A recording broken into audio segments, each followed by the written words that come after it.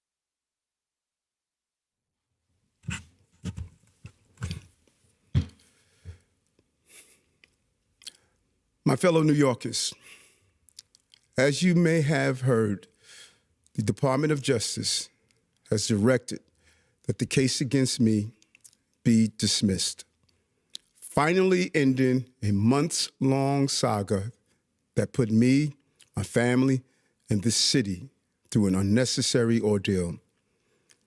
As I said from the outset, I never broke the law, and I never would.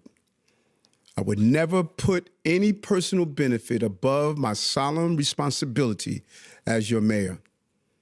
It is worth repeating the facts because many sensational and false claims have been made. So let me be clear. I never ask anyone to break the law on my behalf or on behalf of my campaign. Never. And I absolutely never traded my power as an elected official for any personal benefit. No witness ever came forward publicly to make claims against me.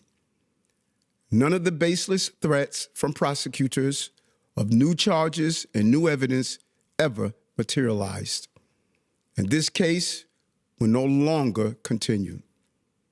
Psalms 34:1 says, I will bless the Lord at all times. His praise shall continually be in my mouth. So I thank the Justice Department for its honesty. Now we can put this cruel episode behind us and focus entirely on the future of our city. It's time to move forward. But despite the fact that I am no longer facing legal questions, I also understand that many New Yorkers will still question my character. And I know that I must continue to regain your trust. I have learned a lot over the last year, and this experience has been humbling.